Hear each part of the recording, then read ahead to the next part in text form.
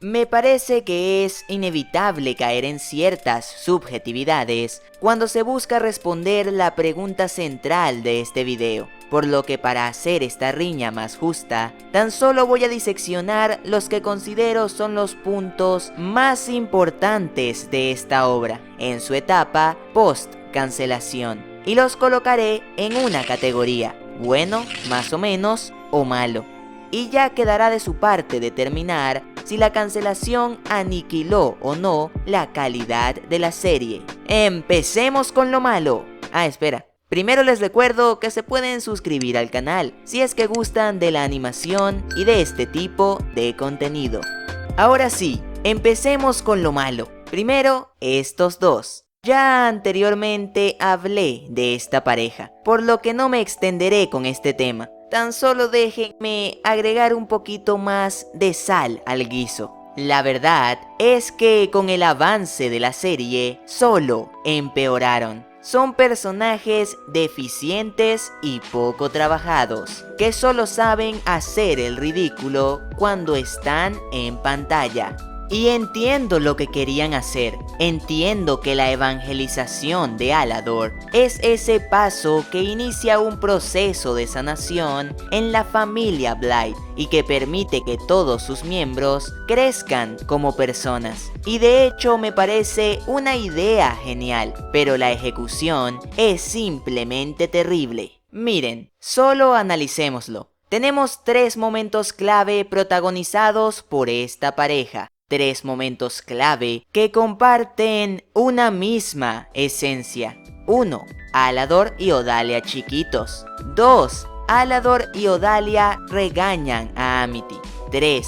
Alador regaña a Odalia. ¿Logran identificar la esencia a la que me refiero? Sí, exactamente. Estos 3 momentos exudan complicidad y conexión. En el primer ejemplo vemos cómo Alador chiquito y Odalia chiquita eran amigos y por lo que se ve disfrutaban de su mutua compañía. En el segundo ejemplo vemos cómo ambos regañan a Amity en igual medida, como si ambos compartieran el mismo pensamiento. Y en este tercer ejemplo, vemos cómo Alador logra apaciguar sin mucho esfuerzo la ira de Odalia, usando las palabras adecuadas. Todos eventos que al atarlos nos demuestran que pese a todo, son una pareja electiva y funcional, que llevan una relación donde ambas partes tienen el mismo estatus, el mismo pensar y los mismos objetivos. Si Odalia era cruel con sus hijos, Alador la apoyaba, no porque disfrutaran de la tortura, no, sino porque ambos consideraban que era la forma adecuada de educar a sus hijos.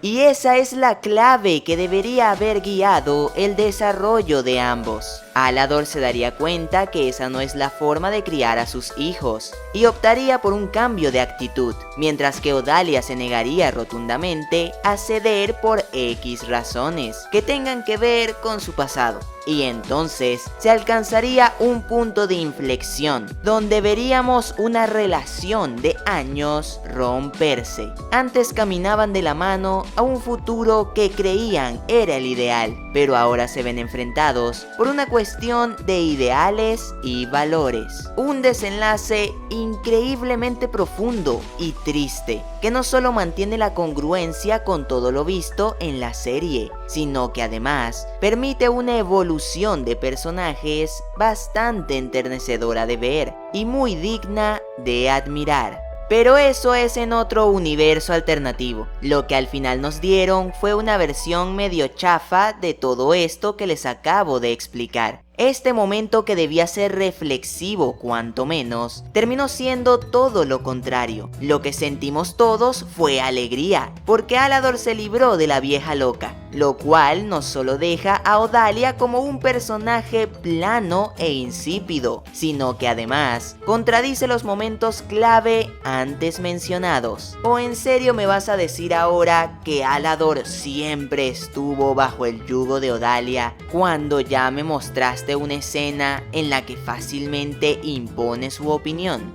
y me enfrasco tanto con estos dos porque son los que mejor representan el verdadero mal que pesa sobre esta serie: la enorme cantidad de tramas secundarias que fueron sacrificadas y o mal utilizadas. Una afirmación que en primera instancia podría sonar absurda, ya que sacrificar o dejar de lado un par de tramas extra no suele afectar la calidad general de la mayoría de series, pero en esta sí que afecta. ¿Por qué? Por la forma en que está construida la historia. The Owl House no es solamente Luz y sus aventuras, es un mundo de fantasía increíblemente vasto e interesante, lleno de distintos habitantes cuyas historias interconectadas generan la trama general. Es una macrohistoria construida a partir de un conjunto de microhistorias. Por ende, si una de esas microhistorias falla o flaquea de alguna forma, toda la construcción se tambalea. Aquí como tal no hay historias extra,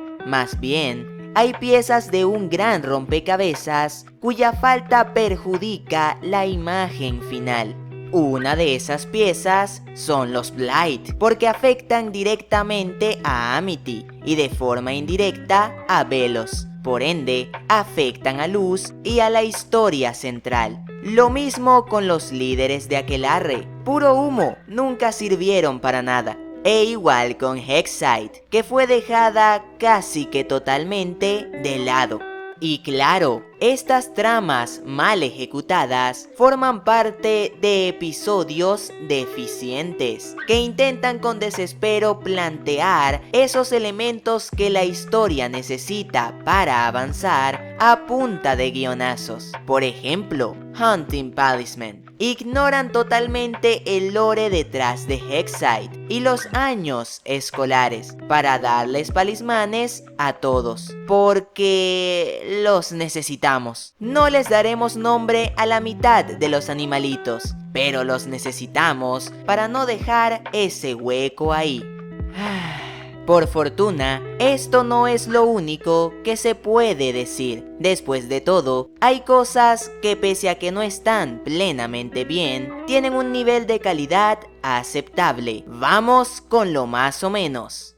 Luz Noceda. A ella también le dediqué un par de videos, así que no creo que haga falta decir nada más. Un personaje defectuoso. Un personaje que se salva de caer en lo malo, pero que no se acerca ni un poco a lo bueno. Igual que el resto de los compas. Lo siento, Muggles Búhos, pero alguien tiene que decirlo. Amity, Gus y Willow están igual de maltrechos. De los mismos errores que peca Luz, pecan ellos. Y me duele que sea así, sobre todo con Amity, porque en la primera temporada el término God se quedaba corto con ella, pero a partir de la segunda en adelante fue perdiendo brillo poco a poco, limitándose a tan solo soltar unos vestigios de su antigua genialidad en ciertos momentos clave.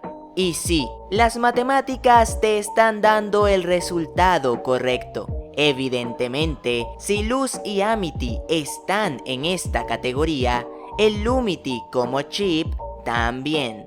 ¿Nunca se han preguntado por qué en la mayoría de historias la relación romántica que involucra al protagonista se consolida hasta el final? ¿No? Esto es así porque lo más interesante en el romance es el flirteo. Una mirada coqueta, un sentimiento hecho acción, palabras que nacen del corazón. Esas cosas. Confirmar la relación es peligroso, porque esa dinámica de enamoramiento debe cambiar y generalmente no se tiene el tiempo para pintar una relación coherente y realista mientras suceden el resto de cosas. Y justo ese es el caso de The Owl House. No había tiempo para el Lumity y por lo mismo perdió calidad. ¿O acaso no les parece curioso que Amity nunca cometiera un error? Luz a cada rato la embarraba, pero ella no. Ella siempre respetó su privacidad, fue comprensiva, le demostró los 5 lenguajes del amor en todo momento. O sea, what the fuck, Amity?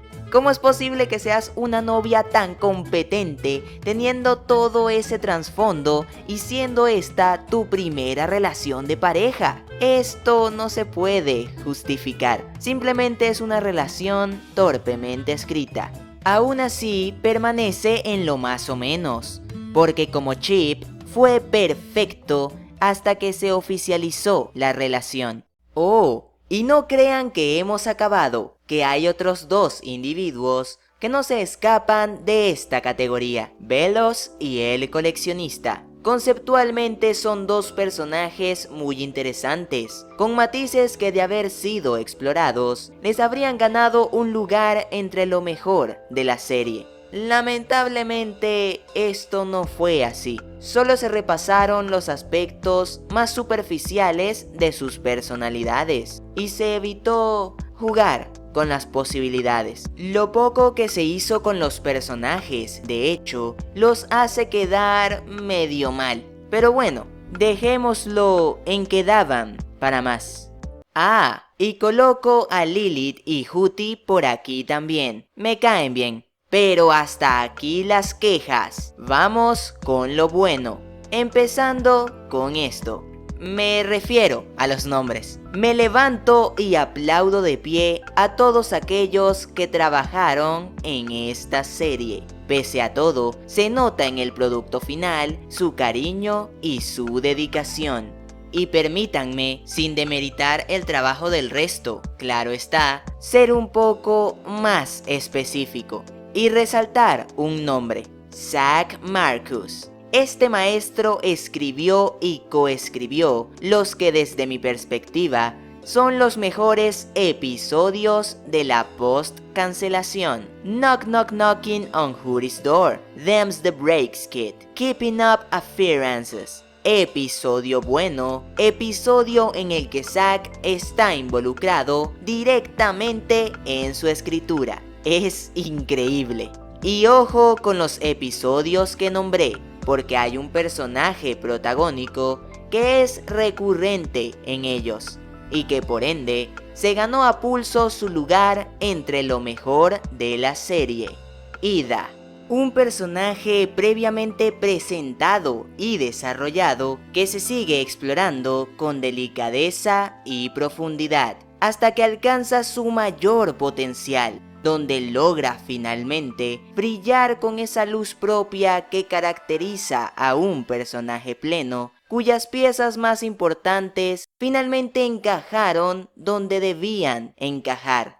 Y con felicidad puedo decir que ella es tan solo una de las 3 gemas de la corona, porque también tenemos a estos 2 guapos. King pasó de ser una mascota a ser un titán. Pasó de anhelar el poder a entender qué implica tenerlo. Emprendió toda una travesía con el objetivo de averiguar qué es, y tras perderse en el camino, logró comprender quién es. Hunter, por su parte, era un chico ingenuo que estaba sumergido en un mundo hostil y cruel que lo obligó a madurar de golpe. Todo era blanco y negro para él, pero de repente comenzó a distinguir distintas tonalidades de grises y se vio sumergido en un asfixiante mar de colores que le hicieron replantearse aquello que creía era indudablemente cierto.